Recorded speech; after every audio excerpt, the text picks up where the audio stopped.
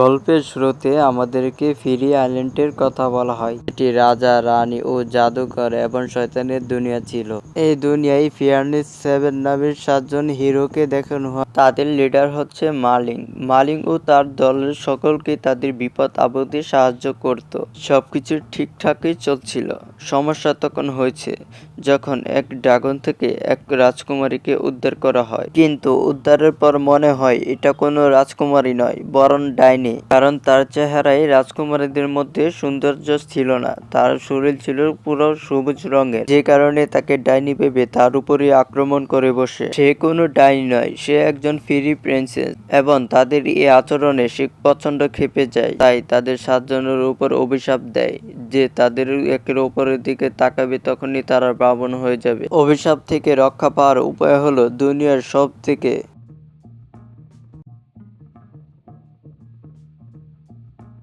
যদি তাদের পৃথিবীর সবচেয়ে সুন্দরী নারী কিস করে। এরপর আমরা একটা পুরনো জীর্ণশীর্ণ প্রাসাদ দেখতে পাই, যে কিনা ইউসুফ মাঝখানের ফাঁকা রাস্তা দিয়ে হেঁটে যাচ্ছিল এবং সে যখন হেঁটে যাচ্ছিল তখন তার পায়ের নিচ দিয়ে গাছপালা তৈরি হতে লাগলো ও একটি বিশাল ব্রিজে পরিণত হতে থাকে। এই জাদুকরী মহিলাটা হলো এই প্রাসাদের রানী, রানী রেজিনা। রানী রেজিনা একটি আপেল গাছের কাছে যায়। এই অদ্ভুত আপেল গাছে মাত্র 2টি ফল ছিল। সূর্যের আলো পড়ার সাথে সাথে এই আপেল গাছের 2টো ফল লাল জুতাতে পরিণত হয়। রানী রেজিনা খুবই খুশি হয়ে যায় এবং সে পায়ে পড়ে। তখন সে সাথে সাথে জীবিতই হয়ে যায়। কিন্তু জাদু মাত্র কয়েকক্ষণের জন্য। তখন সে বুঝতে পারে এখনো সঠিক সময় আসেনি। সে রেগে মেগে প্রাসাদ থেকে বের হয়ে যায়। ওই দিন রাতে একটা মেয়ে লুকিয়ে লুকিয়ে প্রাসাদে প্রবেশ করে। এই মেয়েটির নাম হচ্ছে স্নো হোয়াইট, অর্থাৎ এই প্রাসাদের রাজকুমারী। সে এইখানে আপেল গাছটি দেখে অবাক হয়ে যায়, কারণ আগে এইখানে আপেল গাছ ছিল না। তারপর সে কিছু একটা খুঁজতে লাগে। তখনই সেখানে প্রাসাদের চাকর কাঠের পুতুল সেখানে চলে আসে। তখন সে সাথে সাথে লুকিয়ে যায় এবং তাকে কিন্তু কাঠের পুতুলটা দেখতে পায়, যা দিয়ে সে নিচে নেমে এসেছে। কিন্তু ঘরে কাউকে দেখতে না পেয়ে সে সেখান থেকে চলে যায়। সে তখনও লুকিয়ে ছিল, কিন্তু সে টেবিলের নিচে লুকিয়ে থাকা একটা সিগারেট স্থানে বই পেল, যা সে এতক্ষণ ধরে খুঁজতেছিল। এটা কোনো বই না, এটা তার বাবার ডায়েরি, অর্থাৎ তার রাজার ডায়েরি ছিল। আমরা এখান থেকে জানতে পাই স্নো হোয়াইটের যখন ছোট ছিল তার মা মারা গিয়েছে এবং তার মেয়েকে সে একাই বড় করেছে। অতদিন সে কোনো বিবাহ করেনি। কিন্তু একদিন তার চাকররা একজন মেয়েকে নিয়ে আসে। তাদের মধ্যে এই মেয়েটি ছিল একজন ডাইনি, কিন্তু রাজার বিশ্বাস হয় না। মেয়েটির সৌন্দর্য দেখে রাজা পাগল হয়ে যায় এবং তার সাথে বিবাহ করে নেয়। রেজিনার সাথে 2টি অদ্ভুত জিনিস ছিল, একটি গাছ ও একটি আয়না।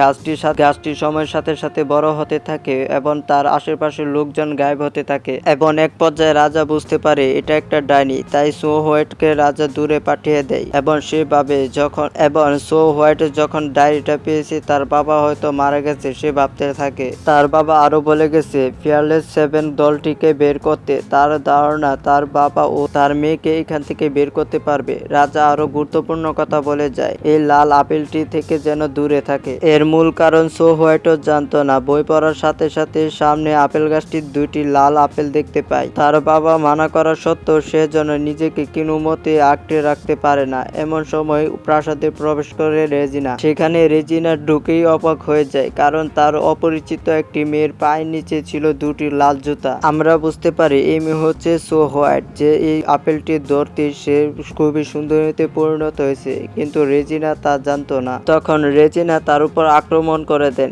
কারণ তার অন্তরালে কেউ এসে তার জুতাগুলো পরেছে। তখন স্নো হোয়াইট তার জাদুর ঝাড়ু নিয়ে সেখান থেকে উড়ে যায়, যা ডাইনি ছিল। স্নো হোয়াইট যার সাথে সাথে গাছের পাতাগুলো ঝরে পড়ে এবং এতদিন ধরে কষ্ট করে গাছটিকে বড় করা হয়েছিল সে ফল দিয়েছে, অর্থাৎ জাদুর জুতাগুলো দিয়েছে।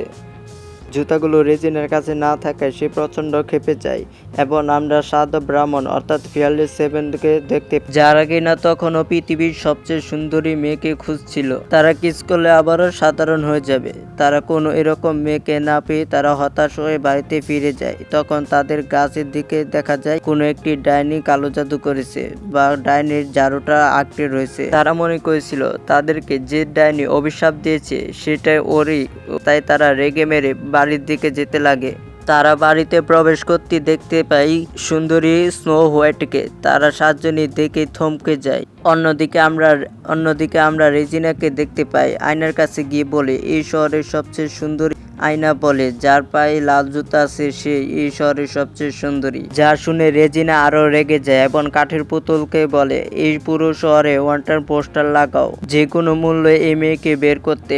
তার দ্রুত বয়স বাড়ছে এবং শক্তিও কমে যাচ্ছে। জুতাগুলো পরতে না পারলে তার যৌবন ফিরে পাবে না। অন্যদিকে ফিয়ারলেস 7 সুন্দরী মেয়েকে থেকে অস্ত্র নামিয়ে ফেলেছিল। তাদের দলের একজন হান্স সামনে দিয়ে না আসে পিছন থেকে এসেছিল। সো হোয়াইটকে না দেখে ড্যানি মনে করে তার মাথার মধ্যে মেরে দেয়, যে সাথে সাথে সে অজ্ঞান হয়ে যায়। সো হোয়াইট আয়নার দিকে তাকিয়ে সে অবাক হয়ে যায়। সে বুঝতে পারে এই জুতোর কারণে সে রাতারাতি পরিবর্তন হয়েছে বা এত সুন্দরী হয়েছে। ফিয়ারলেস 7 তার পরিচয় জানতে চাইলে সে তার পরিচয় জানে না। সে বলে, আমি রাজকুমারী, কিন্তু তবে তার নাম রেড শো। আবার তারাও তাদের পরিচয় গোপন করে, অর্থাৎ ফিয়ারলেস 7 তাকে জানায় না। কিন্তু সো হোয়াইট তাদেরকে বলে, আমি 7 জনের একটি দলকে খুঁজছি, কারণ আমার বাবাকে খুঁজে পাওয়ার জন্য তাদের সাহায্য প্রয়োজন। তখন মালিন বলে, আমরা আপনাকে সাহায্য করব, কারণ তারা গত 1 বছর ধরে কারোরই নজরে আসছে না এবং তাদেরকে খুঁজে পাওয়া খুবই মুশকিল হবে। তাছাড়া তারা কোথায় আছে কেউ জানে না। তাদেরকে বের করতে গেলে হয়তো অনেক দেরি হয়ে যাবে। এর জন্য আমরা আপনাকে সাহায্য করতে চাই। তাদের মুখে সাহায্য করার কথা শুনে সে অনেক খুশি হয়ে যায়। এবার দৃশ্য চলে যায় প্রিন্স ইভারেজের কাছে। প্রিন্স ইভারেজ তার জন্মদিনে এই রাজ্যের সবচেয়ে সুন্দরী মেয়েকে দাওয়াত করতে চাইছে, কিন্তু রাজ্যের সকল সুন্দরীরা তার নিমন্ত্রণ প্রত্যাখ্যান করে। এমন সময় তার প্রাসাদে আসে রেজিনা। এসে বলে, যদি এই রাজ্যের সবচেয়ে সুন্দরী আপনার নিমন্ত্রণে আসে তাহলে আপনার সম্মান অনেক গুণ বেড়ে যাবে। এবং সাথে সাথে সো হোয়াইটের ছবি দেখিয়ে বলে, আপনি তাকে নিমন্ত্রণ করতে পারেন। এভারেজ তো তার ছবি দেখে মুগ্ধ হয়ে যায়। তখন এভারেজ বলে, কি করে আমি এই মেয়েকে পেতে পারি? তখন রেজিনা বলে, এই মেয়েটি আমার একটি জিনিস নিয়ে গিয়েছে। আপনি আপনার লোকদের ব্যবহার করে তাকে নিয়ে আসতে পারেন এবং আপনার সম্মান বৃদ্ধি পাবে আর আমি আমার জিনিস ফিরে পাবো। এবং এভারেজ বলে, আমি তাই করতে চাই। তখন আমরা সো হোয়াইটকে দেখি সে তার বাবার মিসিং ছবি তৈরি করছে। তখন তার পায়ে থেকে জুতাগুলো খুলে নেয়। তখন সে সাথে সাথে মোটা হয়ে যায় বা আগের রূপে ফিরে যায়। এতে আমরা বুঝতে পারি যতক্ষণ সে জুতা পরিধান করে থাকবে ততক্ষণ সে রূপবতী থাকবে। কিছুক্ষণ পর বাইরের শব্দ আসলে তড়িঘড়ি করে জুতা পিনতে যায় এবং গিয়ে দেখে F7 এর একজন সদস্য। তখন তাকে কোনো রকম কিছু করে ভাগিয়ে দেয় এবং আবার সে বিশ্রাম নিতে গেলে হঠাৎ করে দেখে তার বাবাকে বাইরে, অর্থাৎ জঙ্গলে, যেমন তার বাবার মতনই কেউ ছিল। অন্যদিকে 7 জন সদস্যদেরকে দেখানো হয় যারা সো হোয়াইটকে পাঠানোর জন্য বিভিন্ন পদ্ধতি খুঁজতে থাকে। মালিন এখানে জাদুর মাধ্যমে রেড শো অর্থাৎ সো হোয়াইটকে পাঠানোর জন্য বিভিন্ন বই খুঁজতে থাকে। তখন সে হঠাৎ লক্ষ্য করে সো হোয়াইট বা রেড শো ধরে জঙ্গলের দিকে যাচ্ছে। এতক্ষণে জঙ্গলের মধ্যে সো হোয়াইটও পৌঁছে যায় এবং কিছুক্ষণ পর তার সামনে বিশাল বড় একটি দানব দেখতে পায় যা খরগোশের আকার ছিল এবং স্পর্শ হলে দেখতে পায় এটা একটি বিশাল আকারের খরগোশ। এমন সময় এখানে চলে আসে মালিন, জাদুর সাহায্যে সে তার উপর আক্রমণ করে দেয়। খরগোশটির উপর জাদু করে তার উভয়ে হাত ধরে দৌড়াতে থাকে। সো হোয়াইট এখানে তার জাদু দেখে চমকে যায়। যখন সো হোয়াইট মালিনের থেকে তার চোখ ফিরে নেয় তখন মালিনকে দেখানো হয় সে একজন টাগরা যুবক, খুবই সুদর্শন একজন পুরুষ। মালিন সো হোয়াইটের দিকে খুবই মুগ্ধ দৃষ্টিতে তাকিয়েছিল। তখনও পিছনে বিশাল দানব আকৃতির খরগোশটা তাদেরকে আক্রমণ করতে আসে। তখন মালিন সো হোয়াইটকে বলে, তুমি আমার দিকে তাকাও না, আমি তার সাথে লড়াই করতে যাচ্ছি। কিন্তু সো হোয়াইট তার দিকে তাকাতে সেই বামন হয়ে যায় এবং তার সাথে পেরে ওঠে না। তখন মালিন তার উপর আক্রমণ করতে পারতেছিল না। তখন সে নিচে পড়ে যায় এবং তার বন্ধু আর্থার আসে এবং সো হোয়াইট তার দিকে তাকালে সে ব্রাহ্মণ হয়ে যায়। ফলে তার জাদু আর কোনো রকম কাজ করে না এবং সে দানবের নিচে চাপা পড়ে যায়। এই সুযোগে সে বলে, আমি এখন মরে যেতে চাচ্ছি, তুমি আমাকে একটা কিস করে দাও। তখন তার সঙ্গীরা চলে আসে। এখানে সকল ব্রাহ্মণরা বা 7 জন চলে আসাতে তার পর্দা ফাঁস হয়ে যায় এবং তারা সো হোয়াইটকে সুস্থ দেখে খুবই খুশি হয়। কিন্তু আর্থার মালিনের সাথে প্রচন্ড রাগারাগি করে, বলে তুমি তার দেখাশোনা করতে পারো না।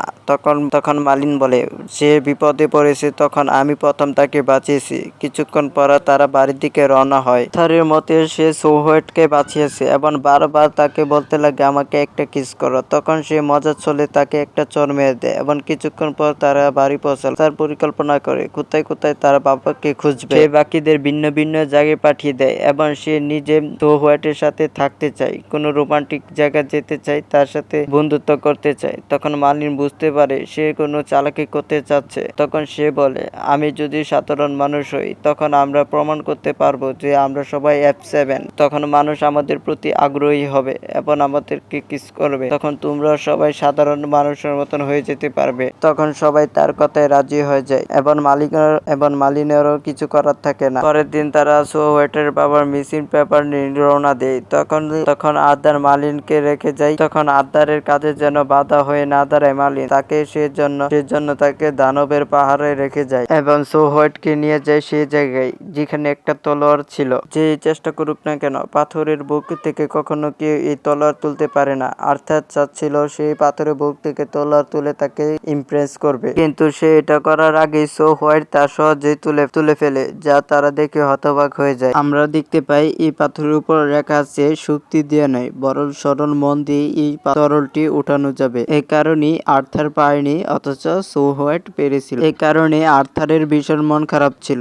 তারা দুজনে আলাদা হয়ে তার বাবার ছবি দেখাতে লাগে, কিন্তু সকলেই তার সৌন্দর্য দেখে মুগ্ধ হয়ে যায়, কোনো প্রশ্নের উত্তর দিতে পারে না। এভাবে ছবি দেখাতে দেখাতে আর্থারকে দেখতে পাই। তখন দেখতে পাই তার অনেক মন খারাপ এবং সে বুঝতে পারে কি কারণে তার মন খারাপ। তখন সে বলে আমি তোমার হয়ে পাথর থেকে তরলটি তুলতে পারি, কাউকে বলতে পারবে না। এবং সে আর্থার খুবই খুশি হয়ে যায়। তখনই দেখতে পাই তার ছবি দেওয়ালে টাঙ্গায় এবং দেখে তাকে ধরিয়ে দিতে পারলে পুরস্কার রয়েছে। সময় সো হোয়াইট দেখতে পাই এভারেস্টের দুটি সেনাপতি এবং তারকে পিছু করতে থাকে এবং তাদের থেকে বাঁচতে সে পালাতে শুরু করে। এক পর্যায়ে একটি আয়নার কাছে দাঁড়ায় ও তার রূপ দেখে এবং তার মধ্যে একটা বুদ্ধি আসে। সে আয়নার নিকট বা পিছনে লুকিয়ে থাকে। যখন দুই সেনা আয়না সরায় তখন সো হোয়াইট রয়েছে, কিন্তু সুন্দরী নয়, মোটা সো হোয়াইটকে দেখে তারা চিনতে পারে না, যার ফলে সে তাদের থেকে বেঁচে যায়। অন্যদিকে দানব আকৃতির খরগোশকে খাওয়াচ্ছে বা দেখাশোনা করাচ্ছে। খরগোশের সামনে গাজর আসাতে সে অনেক খুশি হয়ে যায় ও নরম হয়ে যায়। তখন তার মাথায় একটি বুদ্ধি আসে,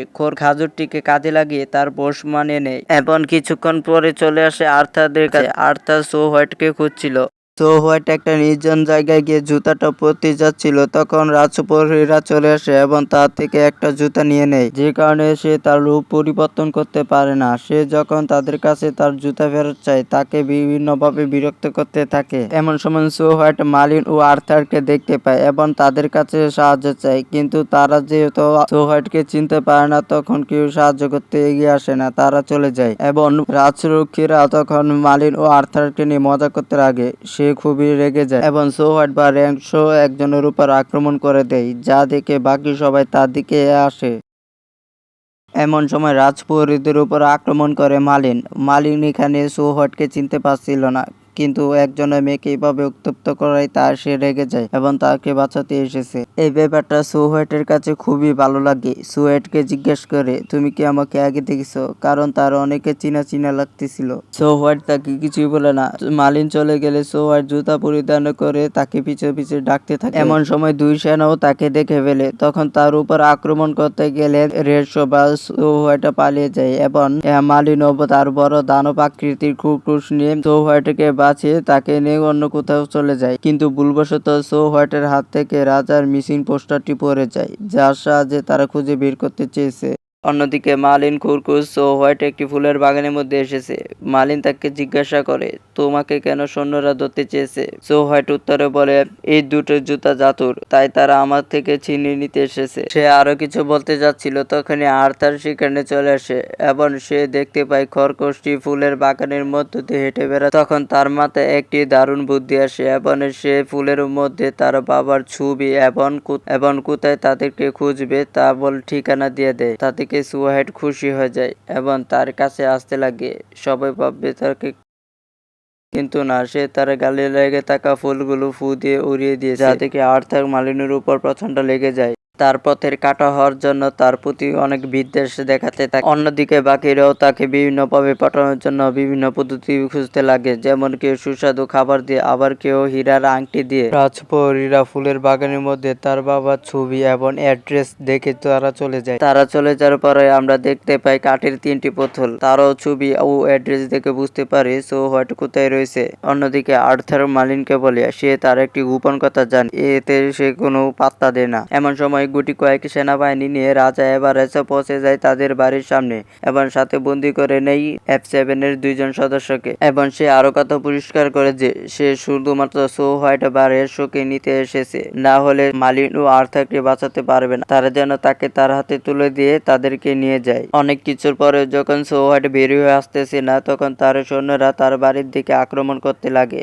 তখনই দরজা খুলে বেরিয়ে আসে সুন্দরী সো হোয়াইট বারেস্ট, যা দেখে সেনারা হুমড়ি খেয়ে পড়ে। এমনকি রাজকুমার এভারেস্টও মুগ্ধ হয়ে যায়। রাজা এভারেস্ট তাকে তার পার্টিতে নিমন্ত্রণ করে, কিন্তু সো হোয়াইট যেতে না চাইলে তাকে জোর করে নিতে চায়। তখন সে এক ঘুষি দিয়ে রাজা এভারেস্টকে মাটিতে ফেলে দেয়। এমন বিপদের সময় আর্থার ও মার্লিন ঝগড়া করতে থাকে কার সাথে সো হোয়াইট পালাবে। তাদের এই টানাটানির মধ্যে দিয়ে রাজা এভারেস্টের সৈন্যরা আক্রমণ করে। তখনই তারা 7 হিরো একের সাথে লড়াই করে। তারা প্রাণপণে চেষ্টা করে যায় সো হোয়াইটকে রক্ষা করার জন্য এবং তাদের নিজেদেরও সেফটি করার জন্য। এমন সময় তারা বিশাল আকারে একটা বোল্ডোজার নিয়ে আক্রমণ করে, এতে কিছু সৈন্য মারা যায়। তখন রাজা খেপে গিয়ে তাদের উপর আক্রমণ করে কামান দিয়ে, যে কামানের আঘাতে F7 এর বাড়ির অর্ধেক উড়ে যায়। যে বিষয়টা লক্ষ্য করে মার্লিন, সে খুবই চালাকি করে বাড়ির অর্ধেক অংশ রাজা এভারেস্টের সেনা সদস্যদের উপর ফেলে দেয়। এতে তারা মাটিতে চাপা ও তাদেরকে রক্ষা করে সবাই, এবং তারা সবাই রক্ষা পায়। সো হোয়াইট সহ বাকি সকল বন্ধুদের বাঁচিয়ে নেয় এবং রাজা এভারেস্ট এখানে হেরে যায় এবং যাওয়ার আগে বলে সে আবারও আসবে পার্টির আগে।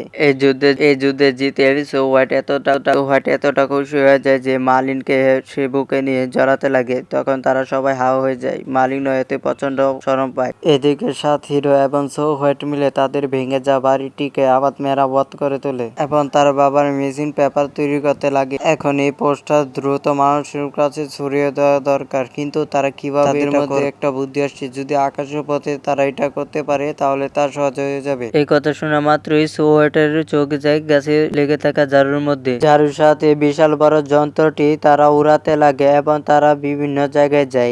এমনকি সো হোয়াইটেরও মার্লিনের সাথে এইভাবে ঘুরে বেড়াতে ভালো লাগে। তারা খুবই অল্প সময়ের মধ্যে পুরো রাজ্যের মধ্যে পোস্টারগুলো বিলি করে দেয়। পরে আমরা দেখতে পাই রেজিনা সো হোয়াইটকে ধরে এনেছে এবং আয়নাকে বলে তার জাদুর গাছের সাহায্যে তাকে যেন বেঁধে রাখে, এবং আয়নাও তাকে বেঁধে রাখে। অপরদিকে আমরা দেখতে পাই মার্লিনও তার কাঠের খরগোশের উপর উঠে রওনা দিয়ে তাকে বাঁচানোর জন্য, এবং কাঠের পুতুলের সাহায্যে তারা এই খবর তাদের বন্ধুদের কাছে পৌঁছে যে সে বিপদে এসে এবং লড়াই করতে যাচ্ছে। তখন তারাও লড়াই করার জন্য প্রস্তুত হতে থাকে এবং তাকে বাঁচানোর জন্য চলে যায়। আমরা দেখি নায়িকাকে জাদুর বলে গাছ বানিয়ে দেয় এবং সূর্য পড়ার আগে, সূর্যের আলো পড়ার সাথে সাথে দুটা জুতা দিবে। তখন সে সারা জীবনের জন্য ধ্বংস হয়ে যাবে বা গাছ হয়ে থাকে। কিন্তু নায়ক সেটা বুঝতে পারে এবং নিজের জীবনের ঝুঁকি নিয়ে ডাইনিকে সাথে নিয়ে ঝাঁপ মারে এবং নিজের জীবন স্যাক্রিফাইস করে সবাইকে বাঁচায়। সকল অন্ধকার কেটে যায় এবং 3টি পুতুল ছিল 3টি বাচ্চা আর খরগোশটি ছিল নায়কনিও তার স্বাভাবিক অবস্থায় ফিরে আসে। নায়কনি যখন মার্লিনের কথা জিজ্ঞাসা করে সবাই থমকে থাকে।